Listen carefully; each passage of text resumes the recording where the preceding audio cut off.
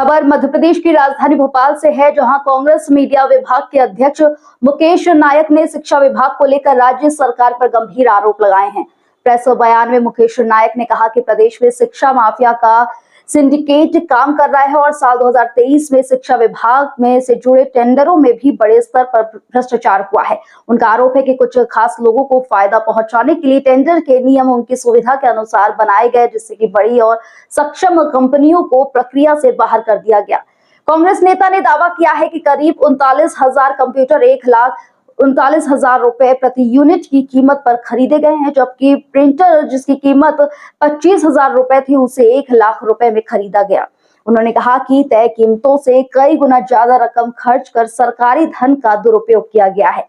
मुकेश नायक ने इस पूरे मामले में कुछ अधिकारियों और संबंधित लोगों के नाम सामने आने की बात कहते हुए सरकार से SIT गठित करने और फॉरेंसिक ऑडिट कराने की मांग की है। साथ ही चेतावनी दी है कि अगर जल्द ही कार्रवाई नहीं हुई तो कांग्रेस सड़कों पर उतरकर विरोध प्रदर्शन करेगी।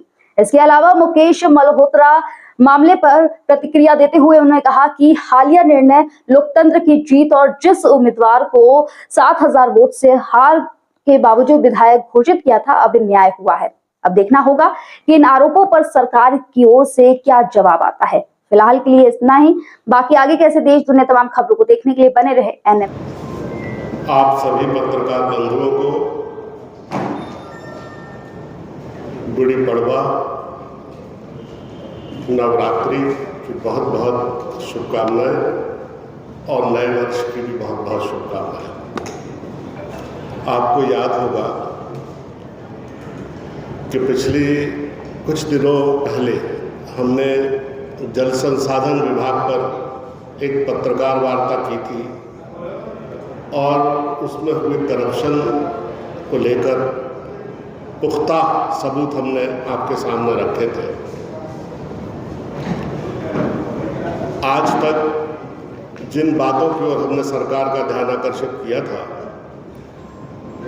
उन पर सरकार की कोई प्रतिक्रिया नहीं आई है, जैसा कि होता है।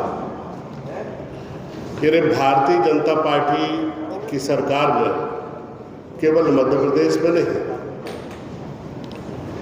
पूरे भारतवर्ष में जहां जहां भी इनके मंत्री, इनके नेता करप्शन करते हैं और वो करप्शन प्रमाणित हो जाता है, लेकिन पार्टी अपने मंत्रियों को, अपने नेताओं को बचाती है और उनके यहाँ दंड देने का कोई प्रावधान नहीं है। ये नियत नहीं है, नीति नहीं है। ऐसा ही एक मामला लगभग इससे मिलता जुलता लेकिन बहुत गंभीर शिक्षा विभाग में सामने आया और लगभग वही तरीका काम लेने का अपनाया गया है जो तरीका जल संसाधन विभाग में करप्शन के समय अपनाया गया था।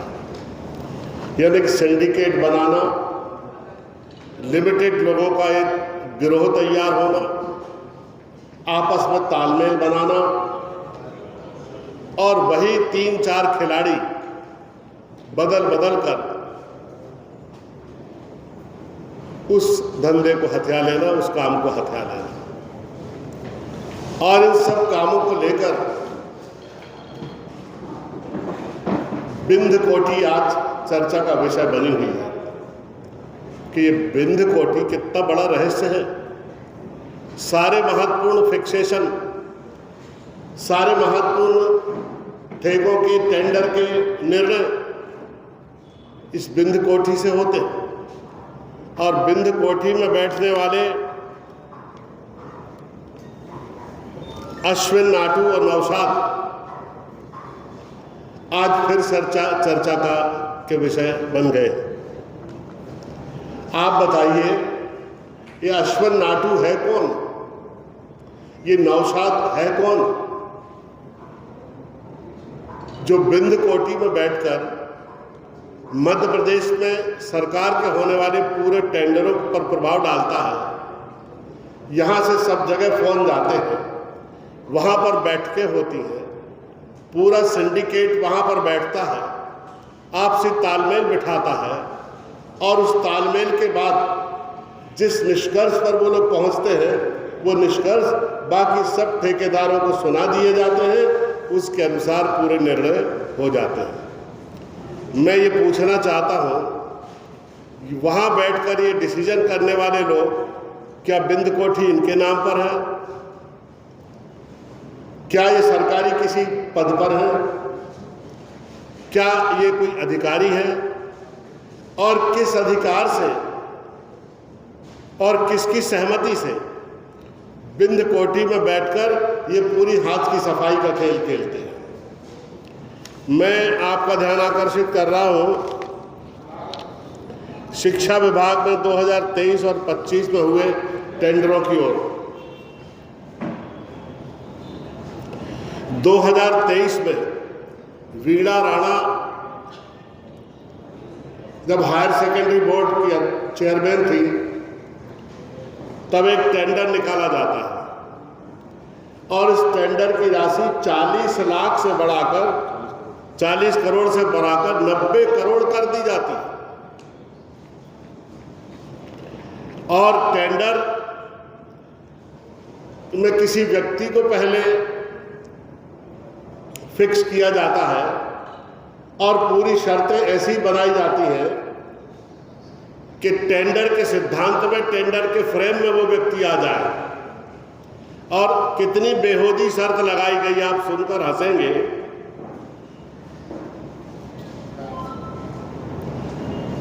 कि टेंडर उसी को दिया जा सकता है कि जिसका जो टेंडर, जो वायरस कंपनी होती है, एंटी वायरस कंपनी होती है, उसका कार्यालय भोपाल में हो और मध्य प्रदेश में उसका रजिस्ट्रेशन हो। अब ये कैसी शर्त है किसी को टेंडर देने का?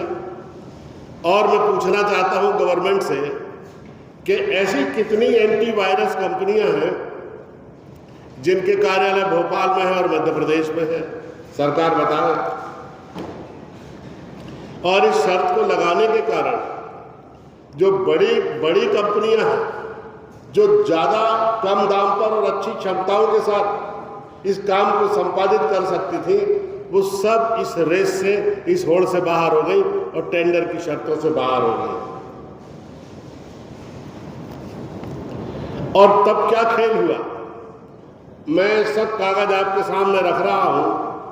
वो कंप्यूटर, वो यूपीएस और वो प्रिंटर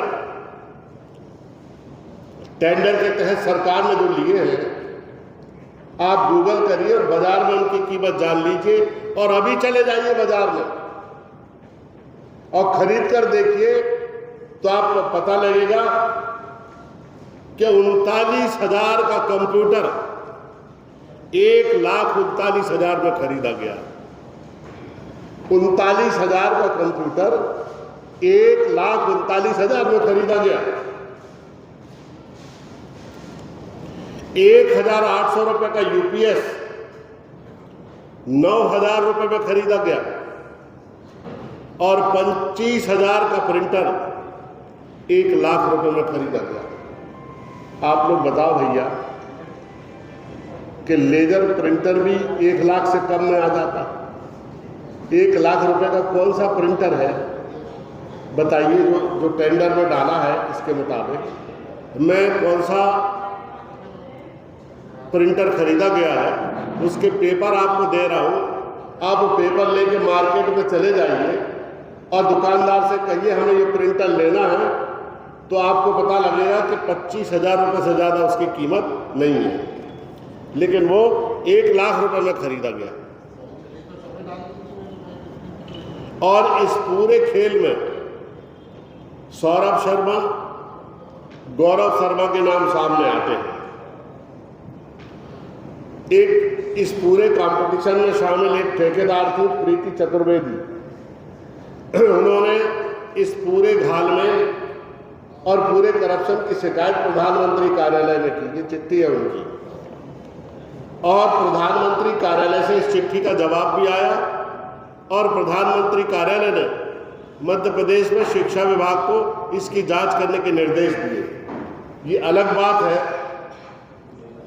कि इस देश में भ्रष्टाचारी प्रधानमंत्री से ज़्यादा बड़ा होता है और इसलिए उसकी जांच आगे नहीं बढ़ पाई। आप सब लोगों को देनी है क्या सुप्रीम कोर्ट में मुकेश मल्होत्रा के केस पर हाई कोर्ट में जो डिसीजन हुआ था उस पर स्थगन आया है, स्टे आया है और हमें बहुत खुशी है कि न्याय मिला और लोकतांत्रिक परंपराओं को राहत मिली। हारे हुए विधायक को विधायक बना देना जो 7000 वोट से हारा था, अभी तक ये तो सुना था कि अगर कोई विधायक नियम संचालन प्रक्रिया और निर्वाचन आयोग के नियम के अनुसार नहीं चलता है तो उसका निर्वाचन शून्य कर दिया जाता है, ये तो सुना था। लेकिन ये पहली बार सुना कि जो हार गया है 7000 वोट से, अदालत ने उसको विधायक घोषित कर दिया। आप बताइए, सुप्रीम कोर्ट ने अपने डिसीजन में ये भी कहा है कि मुकेश मल्होत्रा राज्यसभा में मतदान के लिए अधिकृत नहीं होंगे और उनको जो विधानसभा से आर्थिक जो वेतन भत्ते मिलते हैं वो भी नहीं दिए जाएंगे। सेम केस है प्रहलाद लोधी का, सेम, कि उनको 2 वर्ष की सजा हुई। मध्य प्रदेश की विधानसभा ने नियम संचालन और प्रक्रिया के तहत उनके निर्वाचन को शून्य किया, उनकी सदस्यता को शून्य किया। और जबलपुर हाई कोर्ट में जब लोग गए तो जबलपुर हाई कोर्ट ने उनको स्टे दे दिया, उनको विधानसभा में भी बैठने की अनुमति दे दी, मतदान करने की भी अनुमति दे दी, उनके आर्थिक हितों को भी सुरक्षित कर दिया और उन्होंने अपना कार्यकाल पूरा कर लिया और दूसरा कार्यकाल उनका शुरू हो गया, अभी स्टे चला ही रहा। आपने कभी ऐसा स्टे सुना भैया कि पूरी जिंदगी बीत जाएगी, स्टे चलता ही रहेगा? कोई टाइम बाउंड नहीं है, कोई नियम और प्रक्रिया नहीं है। सेम प्रकरण, केवल व्यक्ति भर बदला है लेकिन निर्णय अलग अलग। ये हो रहा है, ये आपके संज्ञान में लाने की आवश्यकता है। सर, जब ग्वालियर गाइडलाइन होती है किसी भी टेंडर में इस तरह के, उसका साफ साफ उल्लंघन हुआ है। इसमें लोक आयुक्त की जांच के निष्कर्ष आज तक मध्य प्रदेश की जनता और विभाग और सरकार के डोमेन में नहीं आए हैं कि लोक आयुक्त ने क्या इसकी जांच की, उसके क्या निष्कर्ष है। दूसरी बात, इससे ही मिलता जुलता पूरा घपला और यही पूरा गैंग जिसकी मैंने चर्चा की, वो भी इसमें ऑपरेटर है। और 2025 में IAS ऑफिसर हैं और DPS रही शिल्पा गुप्ता, इन्होंने टेंडर निकाले और उस टेंडर में फिर वही शर्त डाल दी कि DMS कंपनी का ऑफिस MP में होना चाहिए। अब एंटीवायरस जो होता है वो कितने में आता है? आप बताइए, किसी भी कंप्यूटर में अगर एंटीवायरस आपको डालना हो तो 1800 रुपये में आ जाता। और इतने बड़े टेंडरों के लिए ये शर्त डालना कि ये इस कंपनी का कार्यालय मध्य प्रदेश में हो, रजिस्ट्रेशन मध्य प्रदेश में हो, ये कैसी बेहूदी शर्त है। और ये शर्त इसलिए डाली गई कि इस टेंडर में भी वो लोग आ जाए जिनको वो काम देना चाहते हैं।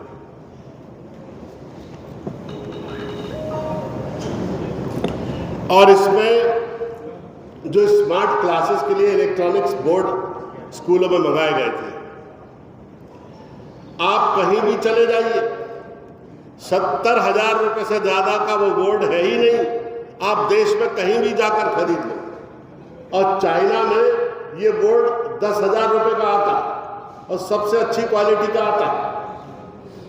1,14,000 में ये बोर्ड खरीदा गया। यानी 40,000 रुपए ज्यादा कीमत पर ये बोर्ड खरीदा गया।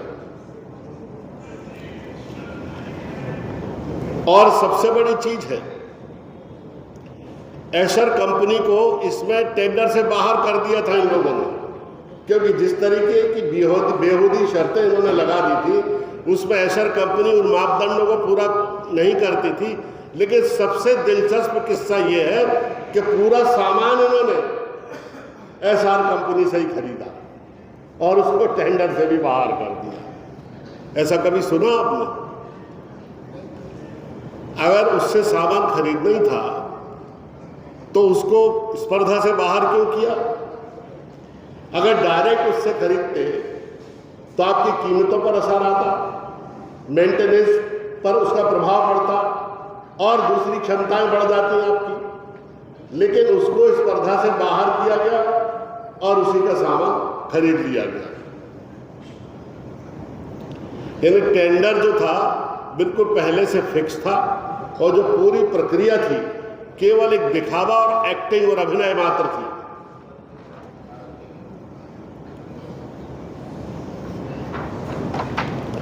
अब 28 में 26 में नहीं 28 में भी लग रहा है, 2026 में भी लगा। हाँ 2026 में इसका पूरा सेंट्रलाइज, इस परचेज को पूरा केंद्रित कर दिया गया, इसका केंद्रीकरण कर दिया गया और एक जगह से इसकी परचेज होगी और फिर से वही घालमेल, वही घोटाला और वही लोग, वही नाटू फाटू और जितने भी लोग इनके बैठकर इन तमाम चीज़ों को हम संचालित करते आए हैं वो फिर से इसमें सक्रिय हो गए।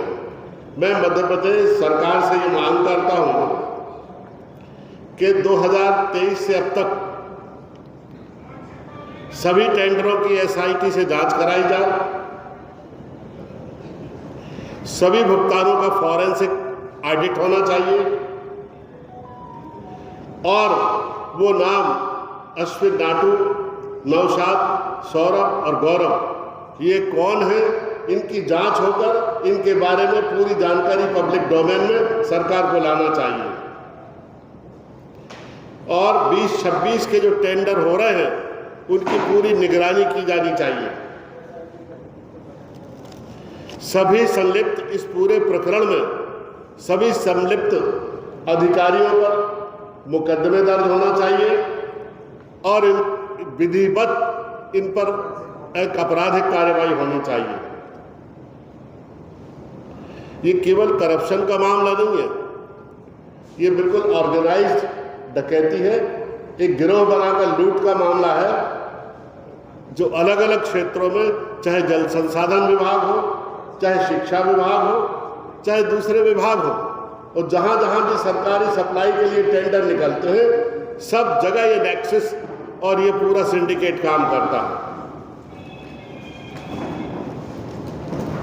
भ्रष्टाचार को बताने के लिए 3 बार, तीसरी बार है जब इस भ्रष्टाचार और लोगों को जिनके नाम लिए नाटू और ये शहजाद और नौशाद, इन लोगों के नाम लिए, तो इनके नाम लेके CM से मिलने का नहीं है प्रतिनिधिमंडल? जो खुद सरकार है उनसे मिल के कोई फायदा होगा क्या? असली सरकार तो वही है, तो क्या करेंगे उनसे मिलके? हम औपचारिकता कर लेते हैं, उससे क्या सार होगा? बिंद कोठी किसके नाम से है? बिंद कोठी में कौन बैठता है? जब वहां बैठकर पूरे कार्य का संचालन हो रहा है तो आप खुद समझ सकते हैं कि उनसे मिलने से क्या फायदा होगा।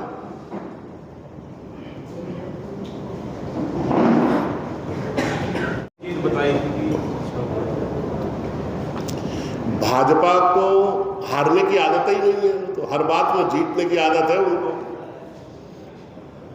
और मध्य प्रदेश की जनता अगर एक बार उनको हारने की भी आदत डाल देगी तो जो निरंकुशता, जो स्वेच्छाचारिता, जो धन की, बल की, सत्ता की आहट आ रही है वो सीमित हो जाएगी। वो तो बीजेपी ने अपने राजनीतिक दल को चुनाव जीतने के कारखाने और फैक्ट्री में तब्दील कर दिया। एसोसिएशन है IT कंपनियों की, इसने चीफ सेक्रेटरी को, मुख्य सचिव को ये पत्र लिखा है कि इस तरह का घोटाला हो रहा है। मैं पूरी फाइल आपको दे रहा हूं जिसमें सारे डॉक्यूमेंट्स हैं और ये सब पत्र लगे हुए हैं और टाइम टू टाइम इसमें पूरे कब टेंडर हुए, कौन कौन ने हिस्सा लिया, क्या क्या हुआ, क्या क्या शर्तें थी, सब डॉक्यूमेंट्स मैं आपको उपलब्ध करा रहा हूँ। कृपा पूर्वक आप लोगों की भी ये जिम्मेदारी बनती है कि इस गरीब देश में शिक्षा विभाग जैसे गंभीर दायित्व निर्वहन करने वाले लोग जब इस तरह की लूट कर रहे हैं, इस तरह का करप्शन कर रहे हैं, तो आपको उसको उजागर करना चाहिए और विपक्ष वही अपना काम जिम्मेदारी पूर्वक कर रहा है। बहुत बहुत धन्यवाद। चेतावनी देते हैं सरकार को कि जिन मामलों को हम लगातार उठाते आ रहे हैं, अगर इन पर कोई कार्रवाई नहीं हुई तो हम सड़कों पर आएंगे, पब्लिक मूवमेंट करेंगे, सत्याग्रह करेंगे, कार्यालयों के सामने धरने पर बैठेंगे और फिर सारी जिम्मेदारी सरकार की होगी। बहुत बहुत धन्यवाद।